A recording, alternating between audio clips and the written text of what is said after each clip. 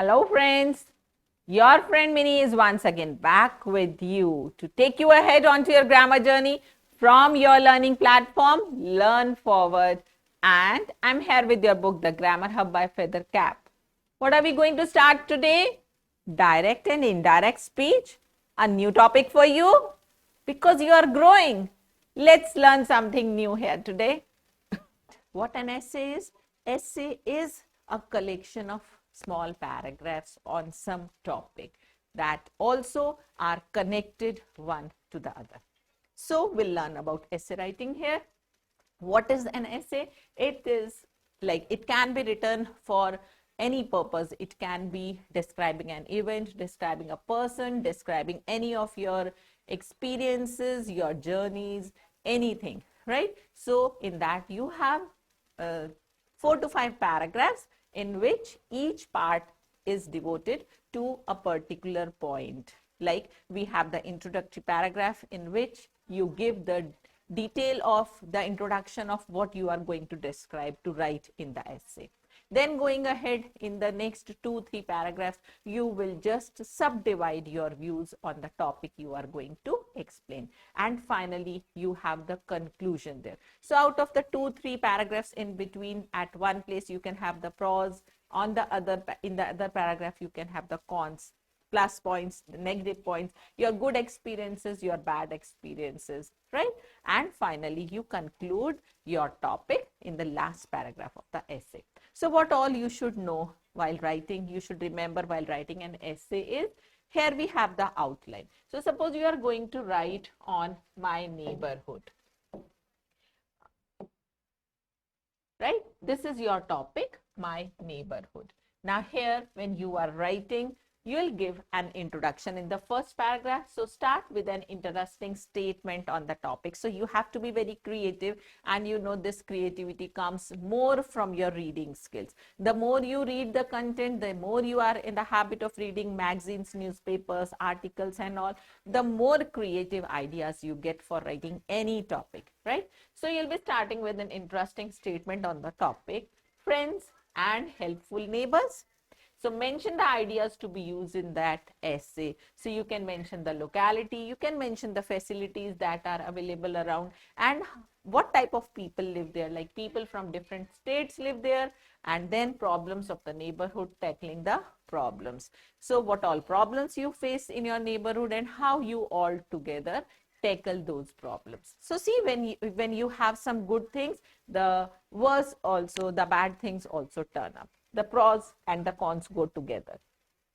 Then in the body, you'll discuss the 4 ideas by using one main point in each paragraph. So we have discussed, we want to discuss about the locality, we want to discuss about the facilities available, then about the people that live in your neighborhood, and then how you handle the different situations together, what problems are being faced. So we'll be discussing them in one paragraph each. And then finally, you write the conclusion and you summarize the essay by using the ideas in the essay and without repetition. Sometimes you have already written a few points in your previous paragraph, so make sure that you don't repeat them here in the closer, and use the points under the outline to write the complete essay, right? So this is how you'll be writing. And finally, when your essay is ready, you have to read it once and just see if the order is correct, if the language is perfect, and at a few places, if you feel, you can just replace some words or some phrases by good ones according to your vocabulary, according to your writing skills. So that will help you out. So using the idioms, the phrases there, a good vocabulary helps you writing a perfect essay that can get you a good score, right? So here we have some essays. I told you essays can describe some persons. So here we have an essay on my principal. How do you describe your principal in an essay? I'm writing his name first. I'm just giving his introduction first. Mr. S.A. Peter is my principal, and now you are telling about him. He is a young man of about 40 years. So you are giving his personality, you are giving his age. He was a teacher of English in my school. See how much he has progressed. he was a teacher in your school, and the same place, same workplace, he has been promoted to a principal based on his performance, based on his experiences. So this is introduction about him. Now he has been promoted. Coming to next, you are describing the way he is. He wears a white shirt and trousers. In winter, he wears a suit. He does not like pomp and show. That means he is a very simple living person.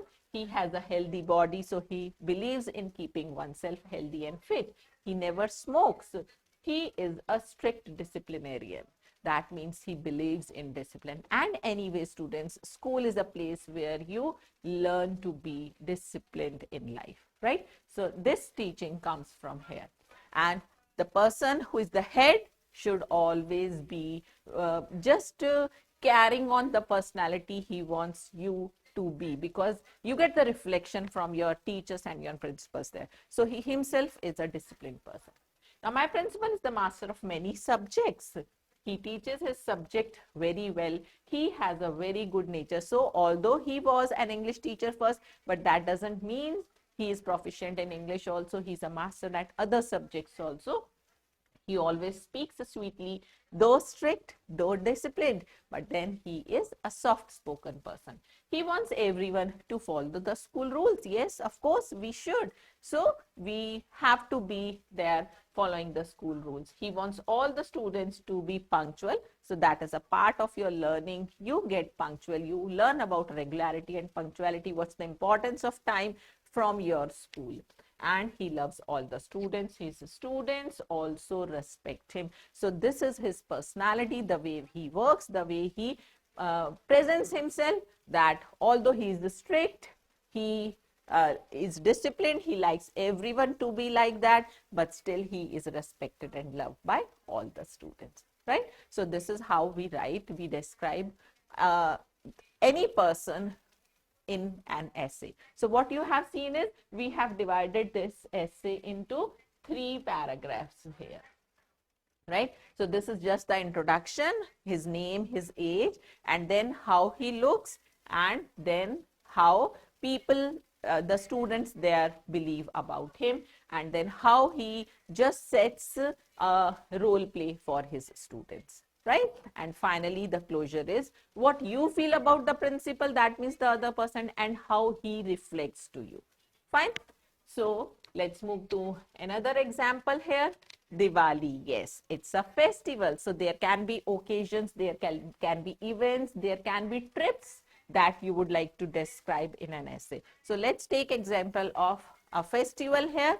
If you have to write on Diwali, you have to first give its introduction. Diwali is also called Deepavali. And what is it? It is the festival of Hindus. It is the festival of lights. It is a very important festival. And then when does it come? When does it fall? It comes in the month of Kartik or somewhere in November.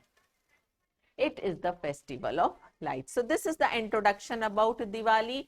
What's the name, what is this festival, who celebrate this festival, when is it celebrated, and what is the other name of this. Like for Holi, we say it is the festival of colors. Like for Raksha Bandhan, we say it's a festival of bond between the sister and brother, right?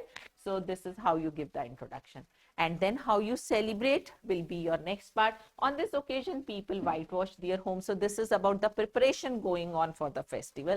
We will first mention about the preparations that carry on and decorate them. The children go to the market, they buy toys and sweets. They wear new clothes. At night, we worship the goddess Lakshmi. Lakshmi is the goddess of wealth. So we make sure that we worship goddess Lakshmi that night. We light the candles and lamps in our houses. So this is how you enlighten, you make your houses look beautiful using the lamps and lights. Some people light bulbs of different colors and everybody is happy on this day. So you can add on from your side how you celebrate. Do you use crackers? Is it really good to have the firework that day? And then how do you meet or greet your relatives and friends that day? And what do you feel about this festival? Fine. So I hope I'm clear on this topic. So we have learned about how to write essays about people, then how to write essay about a festival, an event. It can be a fair like that.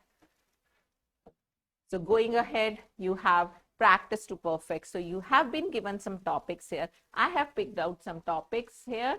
The first one we'll be working on is work is worship.